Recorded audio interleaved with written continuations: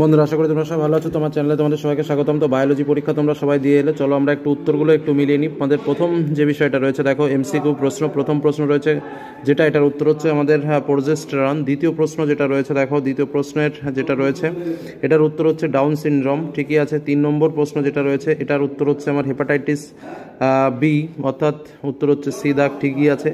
তারপরের প্রশ্ন যেটা রয়েছে 4 দাগের, এই প্রশ্নটার উত্তর হচ্ছে এক্স, অর্থাৎ ডি দাগ, সঠিকই আছে। 5 দাগের প্রশ্ন যেটা রয়েছে এই দাগের উত্তর হচ্ছে বি দাগ, এটাও ঠিক আছে। 6 দাগের যে প্রশ্নটা রয়েছে এটার উত্তরটা কিন্তু হচ্ছে তোমার ইউএমপি হওয়ার সম্ভাবনাটা বেশি, ইউএমপি, ঠিক আছে, ইউএমপি।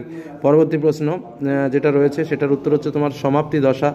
তারপরে যেটা রয়েছে দেখো, অ্যানথ্রাক্স রোগে সাধারণত হয়, আক্রান্ত হয়, উত্তর হচ্ছে গবাদি পশু।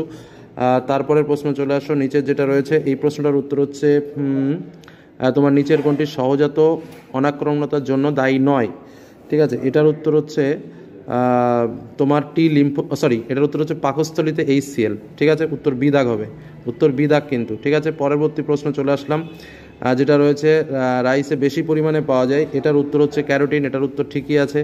তারপরের প্রশ্ন যেটা রয়েছে এটার উত্তর হচ্ছে তোমার প্রথমটা হবে, নিচের ব্যাগটা ব্যবহার করা যায় না, উত্তর এ দাগটা হবে, ঠিক আছে, এ দাগ। পরবর্তী প্রশ্ন, জুপ্লাংটন হলো কি, এটা হচ্ছে তোমার প্রাথমিক খাদক, এটা ঠিকই আছে। তারপরের প্রশ্ন যেটা রয়েছে 13 দাগের, এবং 13 দাগের যে প্রশ্নটা রয়েছে এটার উত্তর হচ্ছে উদ্ভিদ উদ্যান হবে, ঠিক আছে, উদ্ভিদ উদ্যান। তারপরে 14 দাগের যে প্রশ্নটা রয়েছে, জাঙ্গল উদ্ভিদের বৈশিষ্ট্য হলো, এখানে যেটা হবে সেটা হচ্ছে কিন্তু সি দাগ হবে, অর্থাৎ এ ও বি উভয়েই, এইটা উত্তর হবে। তারপরে আমাদের প্রশ্নগুলো একটু দেখে নেব।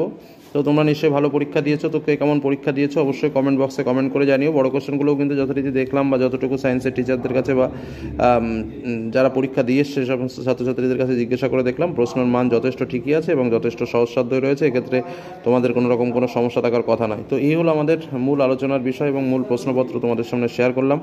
তো সকলে ভালো পরীক্ষা দিয়েছো, কমেন্ট করো কটা প্রশ্ন পেরেছো বা কত নম্বর তোমাদের উঠতে পারে। ধন্যবাদ।